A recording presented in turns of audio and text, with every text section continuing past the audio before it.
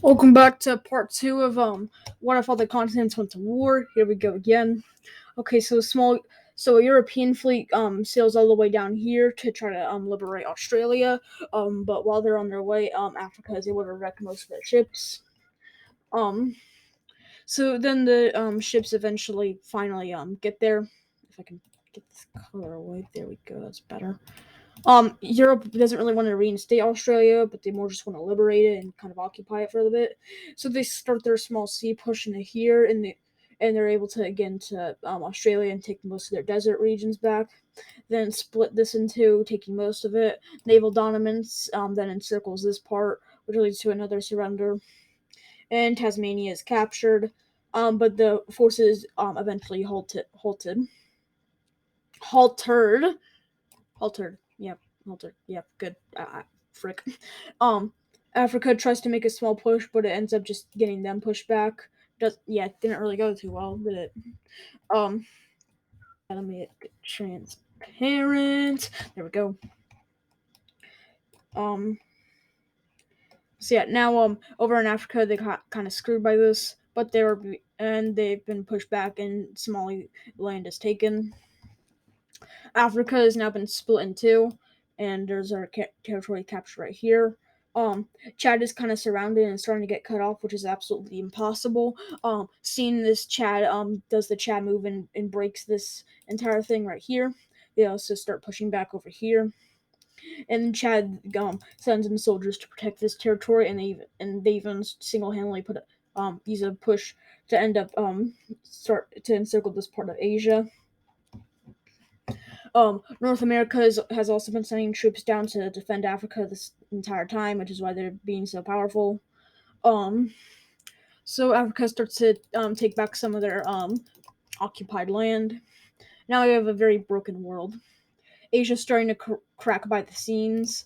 Um, with Australia finally being liberated, as well as a push into the islands, taking most of them, and also taking the southern part of the Philippines. Uh, um, Asia decides their next move is to gather every force they have and make a massive spike push over here, which they do successfully. Although it does receive a lot of damage. Asia finally collapses, and they entirely surrendered it to Europe. So over here we have all the red territories being completely occupied by Europe, and they take over all of it. So Europe is definitely the biggest by now, but Africa, with lots of American troops, sends in a big push, taking out part of their territory. A sea battle happens, resulting in an African and North American victory. Africa, then naval dominance is kind of put back. Europe has all of this, while North America has this naval dominance. That's a bit too much. Thank you very much. Wait, that rhymed because it's the same word. North America has all of this, and Africa gets the rest. So, now with this, North America and Africa finally decide their next move. With mainly North American forces, um, they start to push over here, which I should probably color in green because that looks better. So, this area is taken back right here, and now with mainly North American forces, the push is going to be made into Europe. For old time's sake, America takes out Great Britain so they can make a landing in Normandy. And with a massive push and a spike through here, they're able to take out Scotland. Uprising in Wales happens, which leads to the collapse of the UK. And now naval dominance is put in North America firmly across the channel, and the rest of Europe can't really do anything because that channel is pretty much their saving grace. There we go. There's a push in.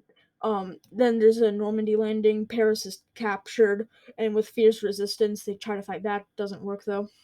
Then there's a new team that spurks out, but it's not a continent. It's a bunch of revolutionaries. Um, so this team is actually full of communists and socialists working together. And the and there's an uprising in East Germany because the country, as we know, is politically divided. Um, so now there is a new player in this game. Over in North America, the communist forces in North America split Germany into two, which causes the basic complete collapse of these territories, with communists getting most of it, while North America is starting to push into Belgium and the Netherlands. Europe is falling down by the bit, so they get all their forces over from here, which allows a pretty big African takeover. That can be bigger. There we go. So Africa is able to take over all of this. That's a bit much. So Africa takes over lots of this territory. Once again, it's too much. So yeah, that's what Africa took over. Also, then this partisan circle leading to Africa taking it. So Europe had to lose a lot of territory so they can defend their homeland. Um, and with that, Europe is hoping to make this push work, and they completely wipe out the communists and kick North America out of France. Over in Europe again, there's a big push to kick out the African forces. But then it's a front line over here. Then something once again shocking happens. North America decides to completely turn on all of Africa, and they not only do they take over, they also take over Iceland in this time, and North America breezes through Africa because Africa was basically relying on North American help. So now North America has pretty much taken over almost everything, and with all these resources and oil and stuff, they breeze through Australia and they cut Europe off from the rest of the land. They then start their big push, and the last country left is Sweden, and then North America becomes the biggest country in the world, taking over all of the world. So unrealistic, duh. Bye.